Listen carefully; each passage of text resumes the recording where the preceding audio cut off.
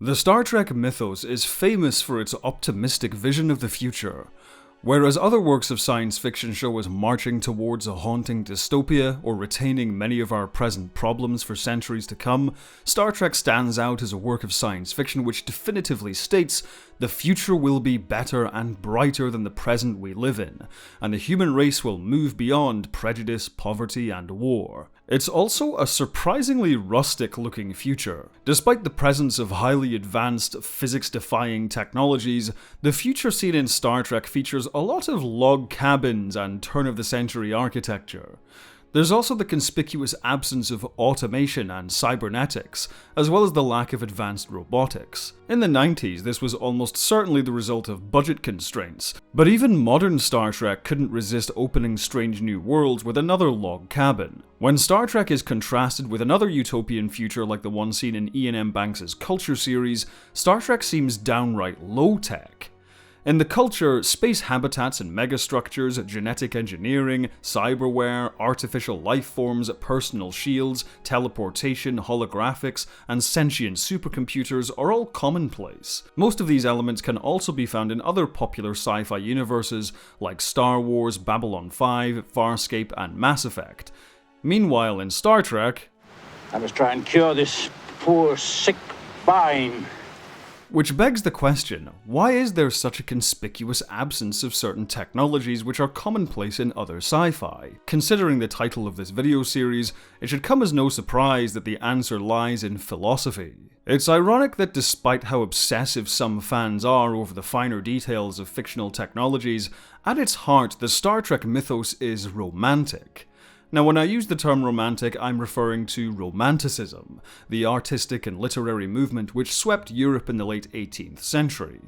At the time, another movement was the Age of Enlightenment, which went hand in hand with the Industrial Revolution. Huge technological, scientific, and philosophical progress was being made across many nations. Every day felt like it brought new discoveries, new technologies, and new ideas. But amidst this progress, there were also new forms of strife and despair. Instead of working in fields, on farms, people were suddenly trapped on production lines in smog-filled factories. Instead of gazing at nature in awe, all of its mechanics were being quantified and rationalized by science. The Romantic movement was an attempt to preserve emotionality and individualism. It was a reaction against what many saw as the slow death of passion, beauty, and wonder. Star Trek certainly encourages us to champion science and technology, but only in a way that enriches the human spirit. Star Trek's characters are passionate explorers, not detached observers. The universe they're exploring and the ships they travel on are heavily romanticized. The emphasis is always on the human rather than the empirical. Star Trek shows us a future in which our humanity, our empathy, compassion, wisdom, etc., has evolved in tandem with our technological advancement. This idea pops up very early on in the original series. In fact, the spirit of the idea is present in its second pilot episode, Where No Man Has Gone Before. Although Mitchell's rapid evolution into a godlike being occurs without technological assistance, we are still presented with this idea that Mitchell is advancing too quickly and losing his sense of humanity. Before long, we'll be where it would have taken mankind millions of years of learning to reach. And what will Mitchell learn on getting there? Will he know what to do with his power? Will he acquire the wisdom? Please go back while you still can.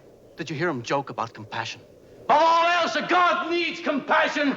This theme is then revisited many times throughout the original series, though with a more explicit focus on technology. Many episodes of the original series are concerned with just how much of our lives we should hand over to technology. Episodes like A Taste of Armageddon and The Ultimate Computer show how, by letting computers run everything, we risk losing something of our collective humanity. This is something which works brilliantly in A Taste of Armageddon. Although the advanced computers on NMER-7 and Vendikar allow both worlds to wage war without destroying either civilization, Kirk et al. Can see this system, one where people freely march into disintegration machines if they are reported killed by a computer, for what it is: utter insanity. It takes Kirk's intervention to remind both worlds of the human cost of war.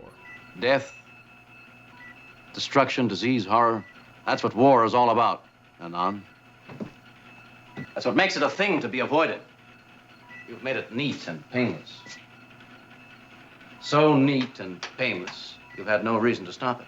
Recognizing this underlying theme also helps explain Star Trek's conspicuous lack of automation.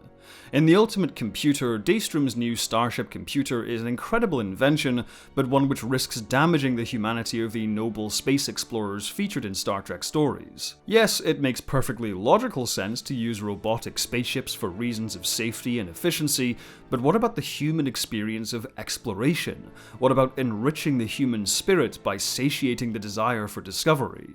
And how that discovery can inspire others. All I ask is a tall ship and a star to steer by. You could feel the wind at your back in those days. The sounds of the sea beneath you. And even if you take away the wind and the water, it's still the same. The ship is yours. You can feel her. And the stars are still there, Bones.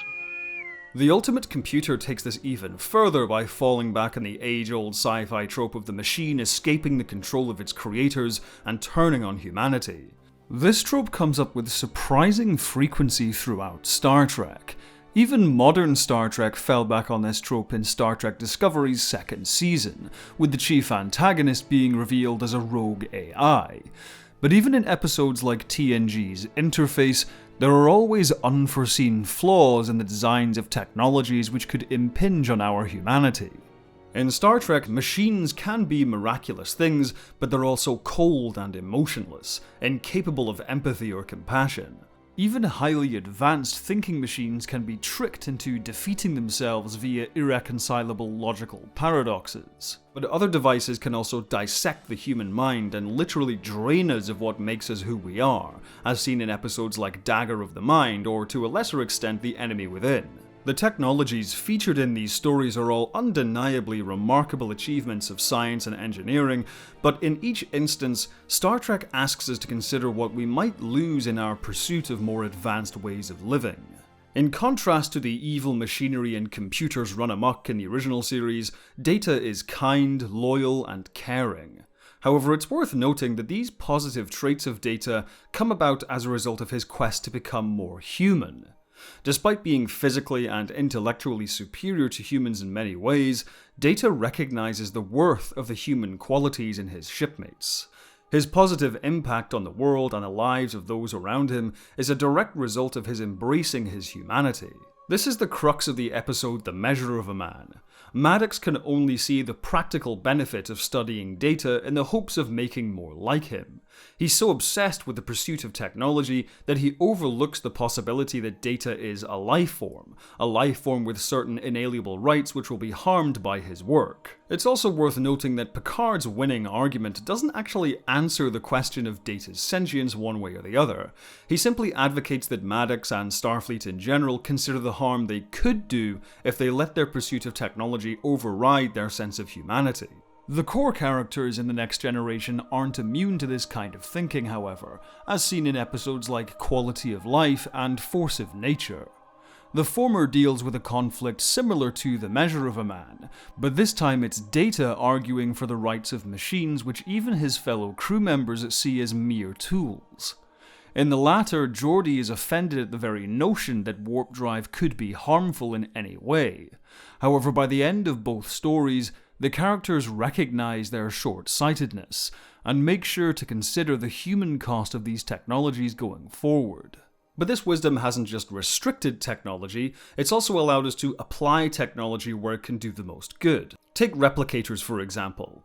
If they came about at an earlier point in time, they'd likely be sold as luxury products and dominate pretty much every market. Users would perhaps have to buy the patterns to synthesize new objects, or maybe even pay an ongoing subscription.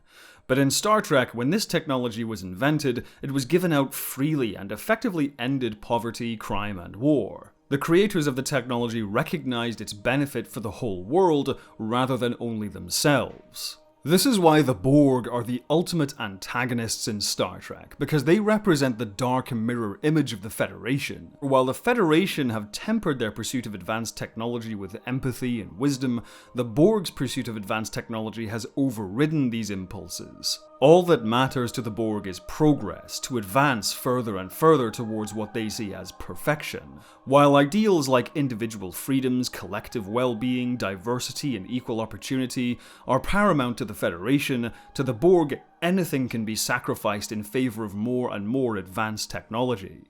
One day soon, man is going to be able to harness incredible energies that could ultimately hurl us to other worlds in some sort of spaceship. And the men that reach out into space will be able to find ways to feed the hungry millions of the world and to cure their diseases. They will be able to find a way to give each man hope. Advanced technology is not something we should fear. What we should fear is what we could lose in the relentless drive for progress.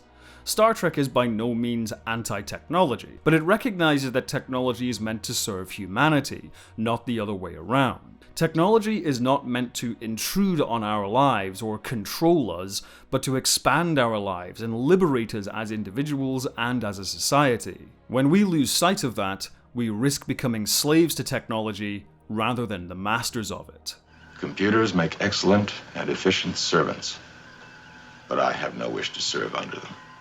Thanks for watching. If you liked this video, hit the thumbs up, subscribe and hit the bell icon to make sure you catch the next one. You can also see videos early, uncut and ad-free, as well as exclusive content over on my Patreon.